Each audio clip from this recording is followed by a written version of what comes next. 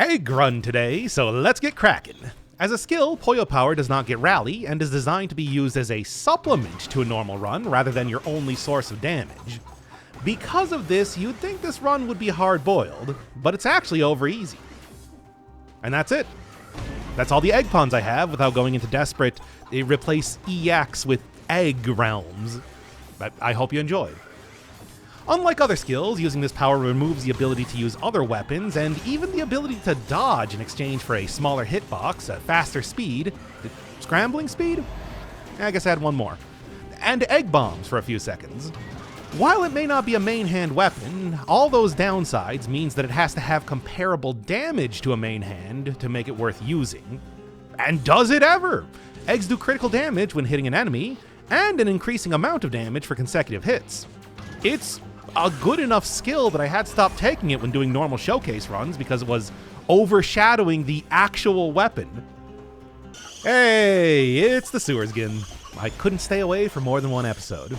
There are two important mutations for this run. The first one on display here is Wish. A legendary version of the skill means that I can have it up twice as often. The other mutation, Instinct of the Master of the Arms, gives cooldown reduction based on criticals, which the eggs automatically get. The damage for this power is intrinsically tied to its duration, so by having both of these, I'll be getting to silly DPS. A mountain of eggs on every enemy, each literally doing more damage than the last. You'll see what I mean when I get to a boss fight. Right now, enemies are struggling to even stand up to a couple eggs. Legendary affix for the item is to spawn chickens for each egg, which are just reskin biters. These biters, surprisingly enough, are more useful than you'd think, largely due to some oddities with the chicken form. When you're a chicken, enemies have difficulty recognizing you as a target. If they have regular line of sight, that's fine, but on 5-cell mode, they will wait to teleport to you until you transform back. So the whole retreating nature of the skill, where you're supposed to be chased by enemies as you're laying down eggs for them to run into, is a little bit harder to pull off. And that is why having biters distracting guys while dealing a admittedly minimal amount of damage can be good. It's still nothing compared to the weapon itself, of course. This is a good weapon. I don't need to scrounge up every stat that I possibly can. So how about the, Ramparts? Nice clean air up here, making it a bit harder to boil an egg. Fun fact, I have still not played Guacamelee. Almost every one of the other reference items, I've not just played the games, but completed them. I did watch a playthrough at one point in time, but I don't really remember too much from it. Another Pollo Power is supposed to be the morph ball of the game, and there's egg bombs analogous to the Metroid ones? Maybe? I think that's what it was. And that morph ball comparison is very literal. They even have Chozo statues as the game's source of power-ups. Now, Chozo in Japanese just means storage, so I don't know why they still decide to call it that as far as references go, but that's what happened. Yes, that was the thing I remember most about Guacamelee, more than anything else from that game. The fact that they decided to call them storage statues as well. Well, that and a lot of 15-year-old memes.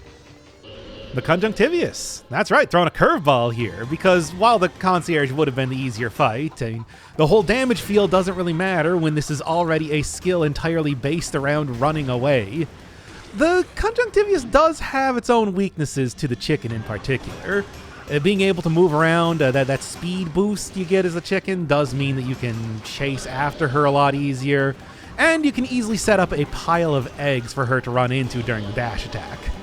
Now, trying not to get hit by the dash attack yourself while that's happening may be a little bit more difficult, but you can see the damage here is definitely good enough that that's not really making too much of a difference.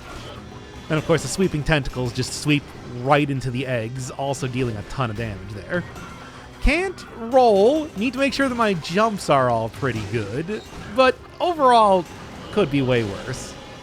Yeah, gotta watch out for the close range melee circle of damage thing though. Getting a little bit too overconfident in my ability to take care of this boss. Not that it's going badly at all, I'm still full on potion charges even after having to use that one in the previous area. So, come on, I'd say I'm doing pretty good. does, of course, mean that I don't get to go to the Fractured Shrines in the next area, but that's why I took Wish. Much like I had with the run with the double crossbow-matic, it's better to take it early. Chicken and graveyard. I don't even like gravy all that much. My favorite way to have chicken is some variety of fried. And my favorite way of preparing an egg is scrambled with a side of toast. That is, if you don't count separating the yolks and whites for custards and meringues. A lot of good ingredients you can get out of an egg. I wasn't going anywhere with that, I just needed something to talk about during the B-roll footage. I ended up getting hit a lot in this area. Series of bad plays, really. It's quite the coincidence when the cleaver is one of the enemies that the chicken does quite well against. The smaller hitbox means that you aren't tall enough to get hit by the chain, and the run speed means that I could get away from the scythe even if I was hit. It almost never comes up, but it's a cool little detail. Regardless, the amount of hits I took here led to me spending an extra 10 minutes in the run trying to scrounge up enough cash for a potion charge, which I wasn't even able to get. Look at my money right now. It was so close. Good old Undying Shores. Here, I'm a chicken of the sea. It's a tuna brand thing. Not to be confused with chicken of the woods, which is a bright yellow shelf fungus. If only I went to the promenade instead of the sewers. Can you believe that there's no sewer-related chicken recipes?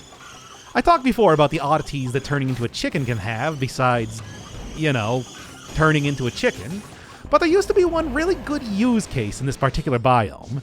As a chicken, for whatever reason, falling off the side of the level didn't activate the invisible barriers that prevent you from getting to the exit early. Yes, this did mean missing out on a lot of stats, but you would get through the area extremely quickly. Called it the Spicy Chicken Skip, although I don't think it works anymore. It's been a good enough run that I consider using it, if I still knew that it would function the same way. Taking a huge chunk of damage to see if my dumb, extremely niche speedrun tactic still worked is not something I'm in the market for. There's no good tier 2 boss to fight when you're unable to dodge most of the time. Just think of the giant's punch attack or, well, the many shurikens that the timekeeper throws around. But I think the Scarecrow is the best choice here, provided that I'm not getting hit by mushrooms. This would have been a good time for the Chicken of the Woods reference, but hey, this enemy follows after you a lot, gets itself in a very good position to be hit by all the eggs. Man, I forgot how quickly this fight went. Wow. Chicken a la king, am I right? It's a dish that's a diced chicken served in a cream sauce over pasta or rice or something. Little to do with royalty. It's all right. The Guardian Knights are extremely deadly here with my lack of defensive options and no rally. I mean, just go look at the last time that I got killed by one of those guys for a good example of just how ridiculous it can be when they get you in a corner. I mean, I do have that increased movement speed, which means that it's unlikely that I would get sucked into the eye of the storm. It's still better to treat them with a lot of caution. Demons are the other major threat in this area, and I realize I'm saying that for almost every run. They're a troublesome enemy, what can I say? The eggs do have a little AoE with the explosion, but the tried and true method of jumping into the demon, just physically touching them in one way or another to knock them down for a second or so is the real solution to dealing with them. Or just killing them before they notice me, as always. I am not in a great position to be fighting any boss right now, but the eggs are extremely high damage, so as long as I don't get hit. So anyway, on the next run, I just decided to go with the survival thing. It's very effective, of course. And you can see that if I was able to at least dodge a couple times there, I probably would have been able to take out the hand in the last fight. Just look at it go, look at it go. Most of the time here during this fight is just going to be me largely waiting for him to change phases.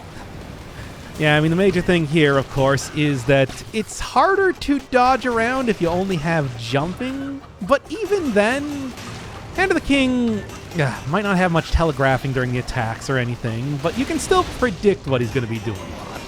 So, for example, that's when, I'm running past him or I'm jumping over him or something. And there we are. Much better. Philosopher's Egg, a medicine made from saffron and egg yolk that was once thought to be a cure for plague and poison. I'm betting it could also make a decent pudding.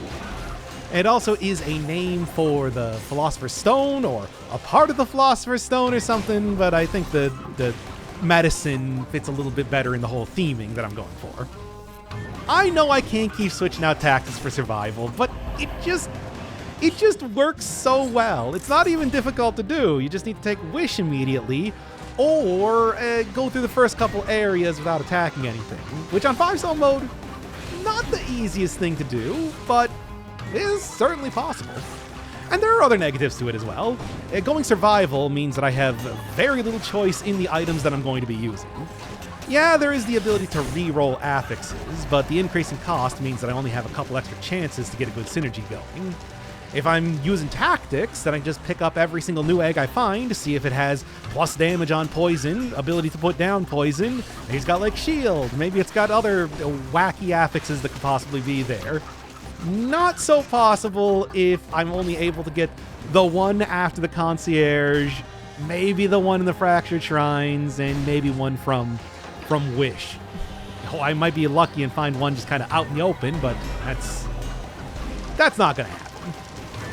I mean, with these eggs anyway, it doesn't matter too much for the eggs. The damage is so high already. Collector, got a nice big arena. Attacks that are not super easy to dodge as a chicken, but there's no particular reason why I need to get out of chicken form, which lets me very nearly take out his entire health bar in the first phase of the fight. Oh, that really does speak to the amount of damage he can do as a chicken here.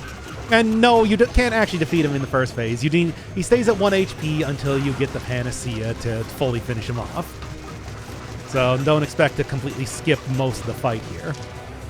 Oh yeah, also there's him getting frozen while trying to teleport away. Don't think I've ever seen that before. Didn't make any difference, but still kind of interesting. Oh, you can also see from just the sheer amount of damage I'm taking, I probably would not have been successful when I was doing a tactics run. The original tactics run here, just because there are so many attacks that are much more difficult to dodge. Things like trying to jump over him as he's thrusting with the syringe. This attack right here, yeah. And of course, magic attacks like this one. If you can't roll, you can't really dodge that, right? So yeah, there's obvious drawbacks here, but still, there's enough positives that I still think that the egg is worth using in pretty much any circumstance that you can get it. Yep. You can see right there. Oh, if I was still doing tactics. Man, I still actually almost died right there, which is funny to think. Yeah, okay. There we are. Much better. All right, well, no surprise. The good egg weapon is still good. There you go.